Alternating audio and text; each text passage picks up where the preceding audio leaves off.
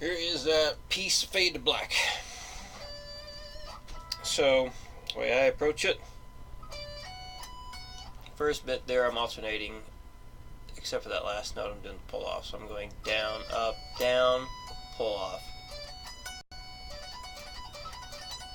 So that could even be an exercise right there all by itself. I just practice doing that, get that up to speed. So after that, I go into sweep picking mode.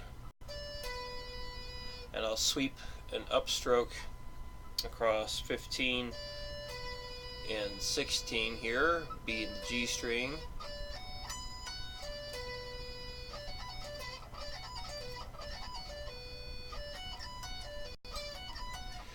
I guess you could turn that into a sweep thing there, just looping that, but that changes how you approach the beginning.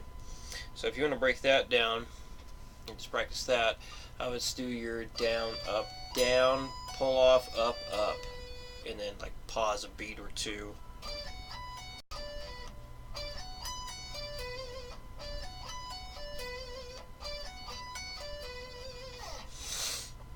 And then going further,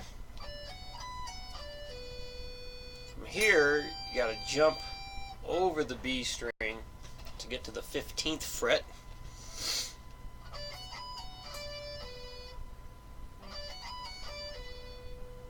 You're kind of, let's see, you kind of have to do this little wrist rotation thing here. Mr. Troy Grady's pick slant stuff that he loves to talk about.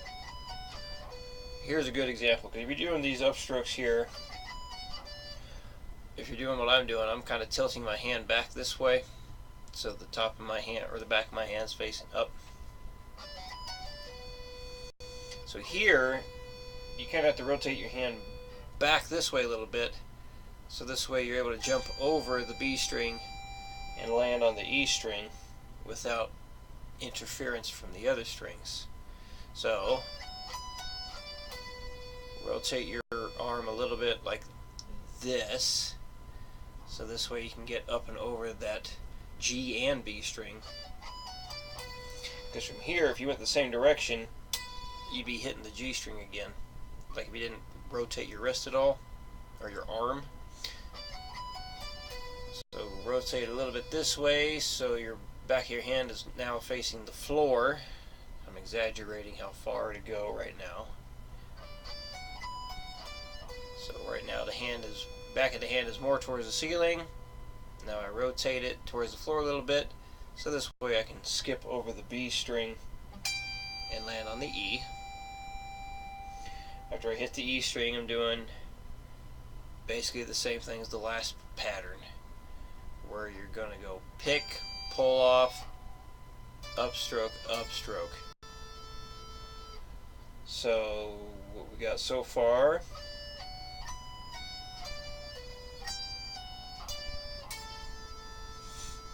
I'm going to do another little bit of a arm rotation here to jump over the G string and hit the B string.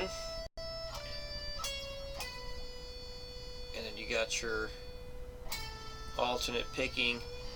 And then this here, although I almost never recommend bending without 3 fingers, if possible. Sometimes 2 fingers is what you got to do.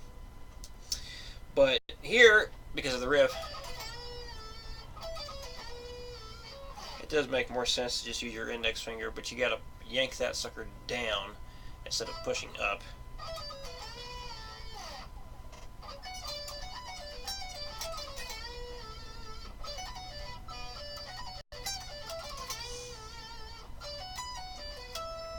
Let's see.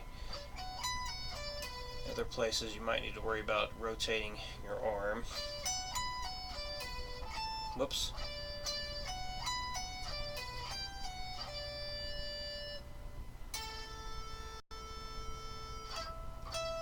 You kind of have to rotate a little bit when you go to start this alternate picking thing. So you do your downstroke here for like this D suspended 4 shape. Well, I guess you could say it's a D add 4 or D add 11, because you got the D major chord shape here, adding in the 4th or 11th interval.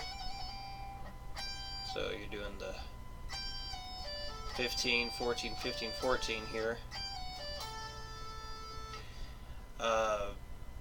So after that, you downstroke there, pull off to an upstroke, upstroke.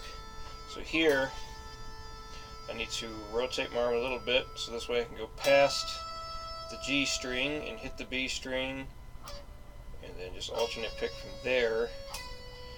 When I'm going from the B string down to the G string, hitting that upstroke, but I've also rotated my arm back to where the top of my hand is facing the ceiling again. So that's the pick slanting stuff that Troy Grady has discovered that people do in order to do a lot of string changes when you're running up and down scales. So if you notice my arm right now, it doesn't stay like this the whole time. It's kind of doing a little bit of that.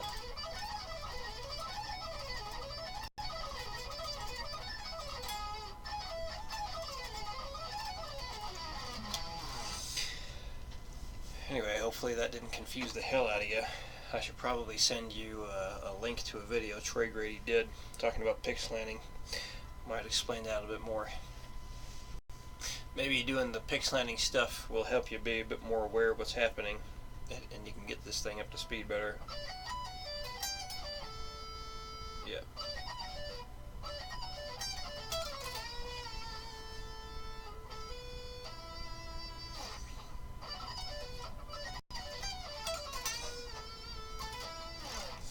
Okay. If you have any questions about this, let me know. And that's right, I guess I will see you again in 3 weeks. But hey, January's got 5 weeks. So missing the first one, we still get a full month together. We'll see you in a few.